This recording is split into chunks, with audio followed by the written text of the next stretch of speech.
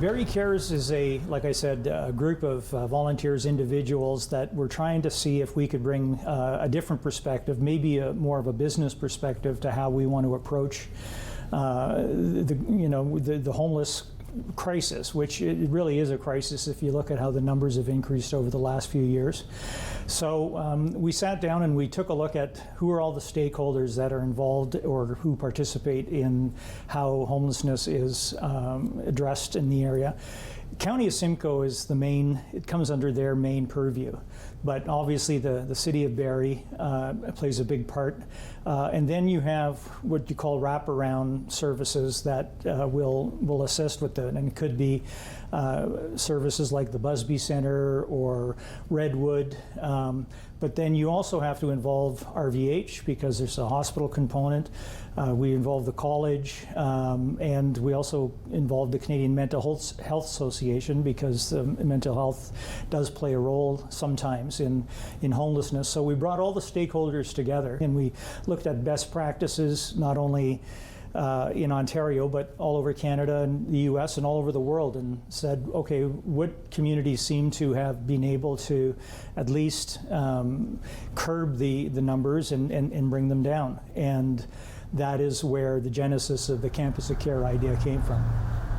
The word campus really means it's a central location, but can have many different spokes out from it.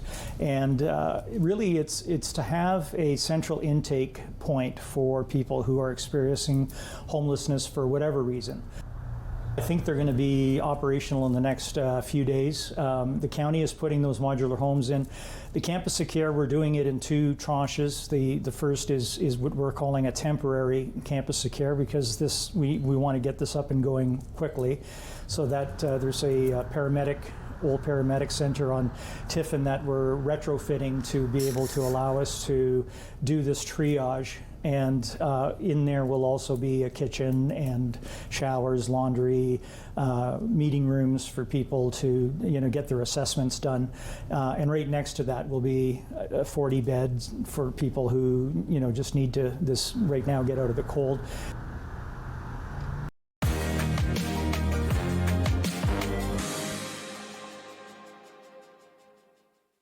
So 3 years ago, we laid out a clear set of commitments to the people of Barrie. We promised transparency. We're delivering that. We promised results. And we promised to focus on the priorities that matter most to residents. Today, I'm here to share the progress we've made to show that we are actually getting it done. I don't think there's anything I'm regretful of at all. I think our team's been working incredibly well together. Staff have been working so hard, which is wonderful. And there's just a lot of hope and a lot of opportunity. And it doesn't mean you get it right every time, but it means that if you don't get it right, you can pivot to find what is right in that scenario. So just having that wonderful, cohesive, collaborative team, everyone trying to do the right thing for the community, the right thing for the city, the right thing for the taxpayers, has just given us so much opportunity and hope in Barrie. And this was our election material during the last election. And our team went through this over the last few days.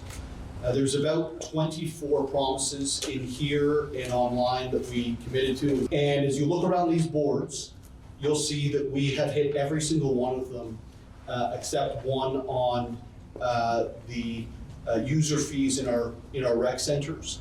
And I'm highlighting that for you because I want to be ultra transparent with the media, with people of Barrie. I think we're all rowing in the same direction.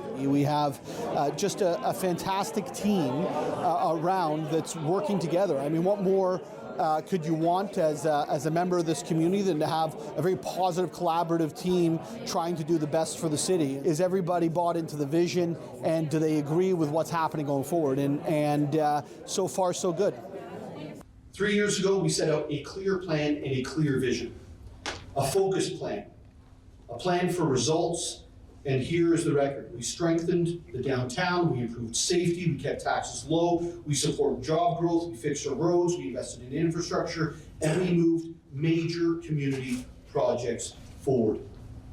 We set a high bar, and we are delivering. These are promises made, and these are promises kept.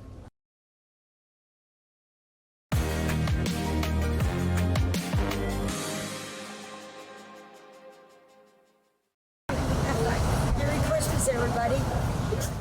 Today we're handing out 68 poinsettias, and they're all going to apartment buildings, long-term care homes in our areas, Collingwood, Stayner, Aurelia, and even Angus. And then we have also Innisfil.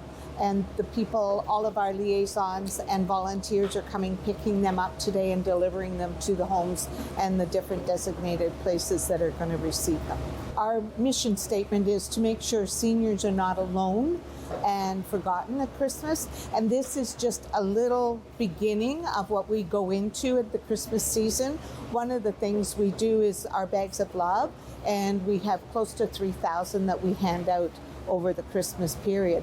This is just to let them know that Christmas is coming and that we really want them to know, get ready for the season, and we are thinking about you. We will not forget you. Bags of love are the biggest things we do. We basically have drop boxes all around the area. So we have about 12, a dozen to 14 boxes. So if anybody needs a place to drop their goods off, whether it's pajamas, slippers, we have a list on the front of those boxes. People call in and look at our website. So if people need to find information, they can contact us through that.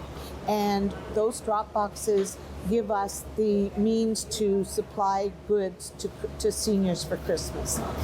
It means an awful lot. I had a lady today on the phone, just today, that called in. We get them nominated through superintendents, through different, maybe neighbor down the road.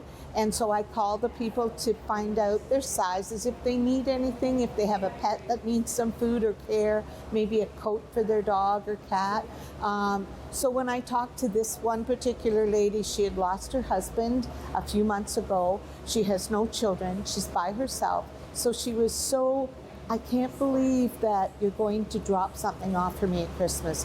These people don't ask for anything. They don't. They get nominated. A few people do call in and say, I don't think I qualify. And if you're alone and you have nobody that thinks of you at Christmas, we want to make sure you have something under your tree to feel like it's a special time of year.